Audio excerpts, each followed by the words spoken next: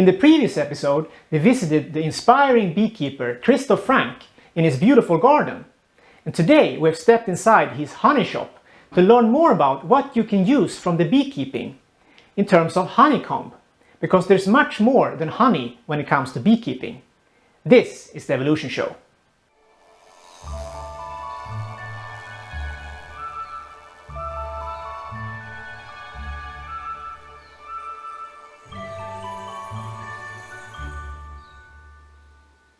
Welcome to the Evolution Show. I'm your host Johan Landgren. The Evolution Show is all about connecting the dots to see the bigger picture and address some of the biggest challenges and opportunities of our time. We focus on smart energy solutions, electric transports, artificial intelligence, and of course inspiration for sustainable living. And today we're back with the inspiring beekeeper Christoph Franck to learn more about what you can use from the beekeeping, in particular honeycomb. Thanks for letting us visit you, Christoph. You're welcome. Now we're standing in front of some of your stuff here in the honey shop. Yes. Maybe you can tell us a little bit what we have here. It is kind of a big word with honey shop, because we just open 2 times a year, and our products sell very good. We run out honey. This is our private honey, which I keep to the family, but I want to show you some things you can do more than just honey. Truly, the honey is one of the most important things when people think about bees and beekeeping. But bees are producing wax. They are sweating wax, and they use it to build their honeycombs and to have the brood in the cells also, not just the honey. And I think that just the work that they are doing is art in itself. If you look at the honeycomb, when they build it with 6 corners in every cell, it is really beautiful. The art of nature, you can say. Yeah. And it is not so much steps from the natural product to some candles. Yeah. Not just this, there also the pollen. We talked about the pollinating, that the bees are pollinating the fruits and other greens, and that this is important for mankind because this increases the size of the fruits and the quality. And the pollen is also, you can harvest the pollen, and this is a very good product with a lot of vitamins and minerals, but don't harvest too much. They need it for the brood, and if you do it with the right amount of if you leave them enough, so they will thank you with a fine development. But this is pollen in what's the name for it? If you dry it so that it will not become bad, and then you can have it on your yogurt, and in a lot of shops they sell it. But it seems never to be the real stuff. They have it from other countries, but here in Western Europe it's hard to get it. Very good product. Then we talked about propolis, or we mentioned it. Propolis are the glue the bees have to fix to disinfect the beehives, and to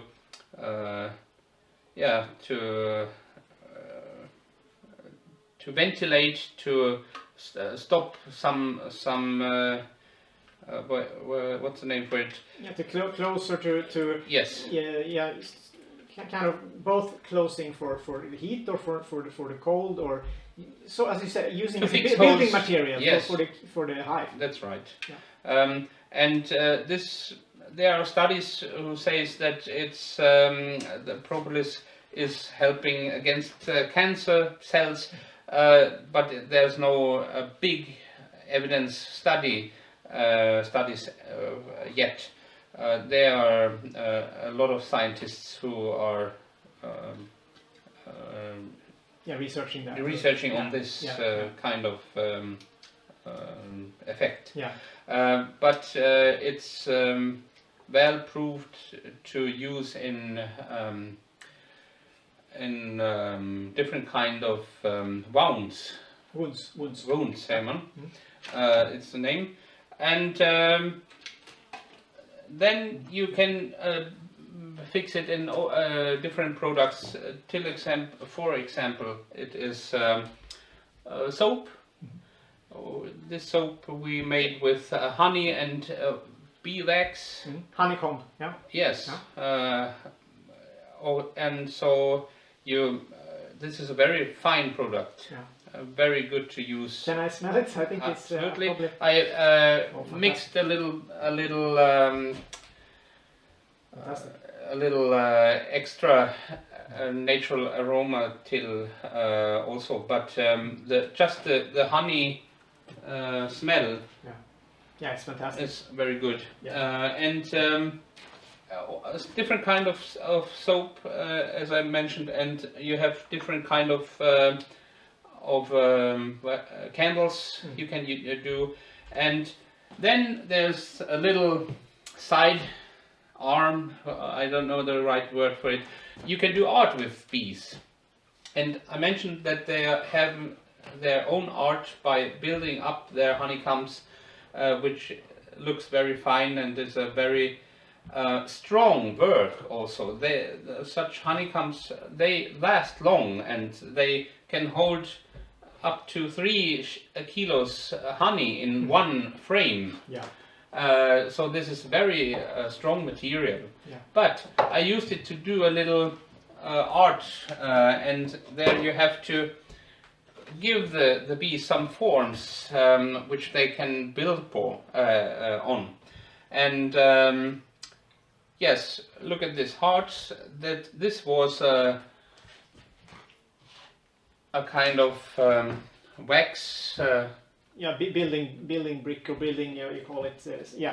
I don't know. Starting form or Yes. or something like that. Yeah, but in the beginning. But you have to do a little clip art, and you have to calculate how bees are building their honeycombs. So if you want to have a little horse, which is the main what is symbol for Dalarna here in Sweden, you cannot give them just the form of a horse. They will build something like that look like a heart maybe, but you have to give them a form some looks more like little strange form, and this you have to check out, learning by doing. Learn how the bees are building their honeycombs and in which tempo they are building rounds and corners and something like that. It sounds a bit complicated, but yes, it's not so easy, and you have to put it out in the right moment. If you leave it for long time, so it will be a full honeycomb. All of the frame will be a honeycomb, and it was quite difficult to do this. This is the symbol for the doctor. Yeah, you're working as a nurse, so yes, it was near me. This should be the wings on a stick and 2 serpents. Yes. And this took quite a long time to get it right, and but it's funny. But I would add that it's not only funny. What you're doing is you're making use of all the honeycomb, and just for those who don't know, it requires I think about 4 kilos or 8.7 pounds for each kilo of honey to produce 1 kilo or half Yes. a pound, half a kilo, 1 pound honeycomb. Yes. So it's a lot of honey that goes into making this. Yeah. So it would be a waste to just throw away. There are always leftovers. Yes, you know, when we work with bees, there's always, when you're working, when there's some leftovers from time to time. Yes. And then it's really good to make use of it. Yeah, but as you mentioned, it is not so good to use the bees' strength just to do art. No. These are very these are examples I did in the early summer when they are strongest, and so I keep just one frame to each hive, so they are not too much Too much energy going. not so much energy which goes into such art things. No. But it's also good to show that the bees are capable to build things. Yeah. If we have the ideas. Yeah. Yes, it's inspiring. Yeah. You can use the bees. I have seen hands, for example. I have seen symbols. Yeah. But I don't know so many beekeepers who have tried it. No. And it's inspiring, as I said. And if you do it with calm and not too much, No. then it's very funny. Did you mention you're also making solvi from Yes. and from Mary flower, which is a flower we have here in Sweden. I think there are many places, but that's a little bit more complicated. You have to perhaps tell us a little bit how you do that. Yes, this solvi is made by setting a lot of these flowers into ecological oil, and to let it in this oil in about 1 month or 2, and then the essence of the flowers go into the oil. You're shaking the oil glass very often to get the essences of the flower into the oil. Then you're warming up the oil very easy, very gentle, and setting in wax, bee wax also. Maybe a little aromas, citron, meliss oil. I don't know the exact word in English. And then you have to check out the right consistence to get a salvie who is smooth through the hide, and you can use it on little wounds, and you can use it on eczema, but On the lips. yes, Things like that. something like that, and you can even use it for your shoes, Yeah, even that. or leather, Yeah, leather. I would think clothes, that. something like that, Yeah. to impregnate a little Yeah. bit and to take care of your Yeah. leather things. And this is a very good thing also. I use it every day Yeah.